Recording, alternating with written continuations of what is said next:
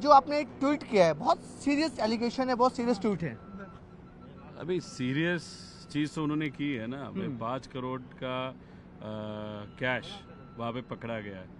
ऐसा कहा गया कि एक 6 से 7 गाड़ियाँ थी, उसमें से सिर्फ एक गाड़ी पकड़ी गई और एक गाड़ी में 5 करोड़। तो अगर 6 गाड़ी में तो करीबन 30 करोड़ से भी ज़्यादा पैसा वहाँ पे है। अभी लोकसभा में अगर आप देखो तो महायुति में जो सब नेता थे या पार्टी थे, उन्होंने उनके कॉन्स्टिट्यूंसी में कम से कम 100 से 150 करोड़ का कैश वहाँ पे बांटा था। ये हमने प्रूफ भी किया था, मतलब जहाँ पे वो पैसा बांट रहे थे। और अभी जो चर्चा है, जो महायुति का नेता है जो या पक्ष है, बीजेपी हो, अजीत दादा का गठ हो या एकनाथ शिंदे साहब, वहाँ पे वो 50-50 करोड़ हर कॉन्स्टिट्यूंसी में कैश का इस्तेमाल करेंगे। उसका एक प्रूफ ये सांगोला जाने वाला था जो पकड़ा गया। अभी बहुत सारे ऐसे रहेंगे, लेकिन अभी देखते हैं होम मिनिस्टर जो है, अभी ठीक है कोई नहीं होगा, लेकिन वहाँ से क्या आदेश आता है कि पकड़ना है कि नहीं पकड़ना। लेकिन ये जो आज पकड़ा गया वो डेफिनेटली एक प्रूफ है कि ये पैसा बहुत जोरों से, बहुत ताकत से इस्तेमाल करने वाले हैं। रोहित जी, सवाल ये उठ रहा है कि ये पैसा कौन बांट रहा है, किसके ऊपर आप इंडिकेशन कर रहे हैं, आप खुल के नाम बता सकते हो, और ये पैसा किसको बांटा जा रहा है? देखो, सरकार में जो स्कैम हुए थे, करीब कम से कम 50-60 हज़ार करोड़ का स्कैम मैंने खुद विद प्रूफ वहाँ पे दिखाया था, और उसमें से 3,000 करोड़ ये अभी इसको इलेक्शन में इस्तेमाल करने वाले हैं। मतलब तीनों पक्ष जो आज सत्ता में है, तो अभी 3,000 करोड़ मतलब 50-60 हज़ार कमाया, उसमें से 3,000 5% अभी खर्चा किया। उनकी अपेक्षा है कि वापस वो सत्ता में आएंगे और वापस 60-70 हज़ार करोड़ का स्कैम करेंगे। ये जो चीज़ है ना कि पैसा इस्तेमाल करके वोट खरीदी करना, ये ठीक है बाकी राज्यों में चल सकता है, ये महाराष्ट्र में नहीं चलेगा, क्योंकि लोकसभा में भी पैसा इस्तेमाल किया। लोगों ने क्या चूज़ किया, तो डेमोक्रेसी चूज़ की। तो अभी भी यही होगा। और ये जो डोंगर झाड़ी झुड़प है ना, वो देखने के लिए परमानेंटली इस हमको गुवाहाटी जाना पड़ेगा और सत्ता महाविकास आघाड़ी की इस राज्य में आएगी। रोहित जी, सीरियस एलिगेशन है, आप बोले कि उनकी सत्ता नहीं आ रही, लेकिन दे आर वेरी कॉन्फिडेंट कि उनकी सत्ता वापस आ रही है। आप बोले कि वोट खरीदा जा रहा है। उनका जो कॉन्फिडेंस है वो पैसे के बेस पे, हमारा जो कॉन्फिडेंस है लोगों के बेस में। अभी डेमोक्रेसी लोगों पे चलती, पैसे से तो नहीं चलती। लोकसभा में उन्होंने पैसा इस्तेमाल किया था, गुंडों का इस्तेमाल किया था, और ये विद प्रूफ हमने दिखाया है। तो वो करके भी 31 सीट्स महाविकास आघाड़ी की वहाँ पे आई है और उनकी उससे बहुत कम है। तो अभी विधानसभा में यही होगा। कौन खरीदना चाहता है? महायुति में 3 पार्टियां, कौन खरीदना चाहता है वोटर्स को? तीनों यार, मतलब हमने जो स्कैम पब्लिश किए थे उसमें अगर कॉन्ट्रैक्ट भर्ती का स्कैम होगा, वो एलिगेशन पूरा वो बीजेपी पे जाता है और अजीत दादा का जो पक्ष है उसके जो नेता है मुश्रीफ साहब, उस पे जाता है।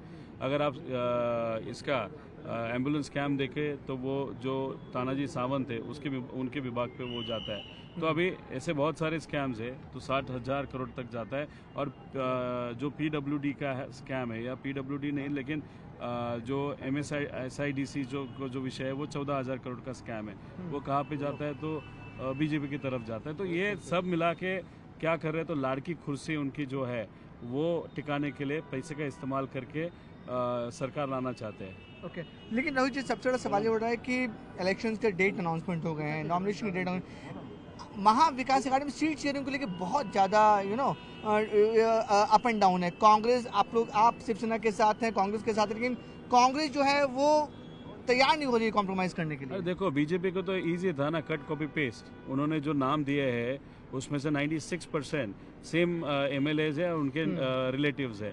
उनको क्या दिमाग लगाना था? एक तो नए लोग उनके पास नहीं आ रहे, जो है उनको देना पड़ रहा है क्योंकि और कोई इच्छुक नहीं है और इंटरेस्टेड नहीं है। उसमें से भी एक आध शायद हमारी पार्टी ज्वाइन करेगी, ऐसी सिचुएशन है।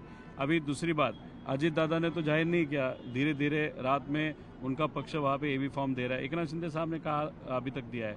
हमारा जो विषय है, 1600 लोग सिर्फ हमको मिले हैं। शिवसेना उद्धव ठाकरे साहब को अलग मिले होंगे, कांग्रेस को अलग मिले होंगे, और इनमें से नया चेहरा हमको ढूंढना है। ये प्रक्रिया को थोड़ा सा टाइम लगेगा, जो हमको लगता है। हम कट कॉपी पेस्ट तो नहीं कर रहे। तो इसीलिए आज शाम तक सब पक्ष के जो नेता है बैठ के पवार साहब के मार्गदर्शन में, जयंत पाटिल के मार्गदर्शन में, हमारे पार्टी से और उनके पार्टी से जो नेता है उनके मार्गदर्शन में आज शाम या कल सुबह तक लिस्ट फाइनल होगी और 24 से लेकर 29 तक सब लोग फॉर्म भर लेंगे। लास्ट क्वेश्चन रोहित जी, कितनी सीटों पे आप लोग चुनाव लड़ रहे हैं? हम कितने सीटों पे लड़ रहे हैं वो तो मैं बता नहीं सकता, लेकिन हमारा जो टारगेट है 180 सीट हमारे चुन के आएंगे। एनसीपी कितने सीटों पे लड़ेगी?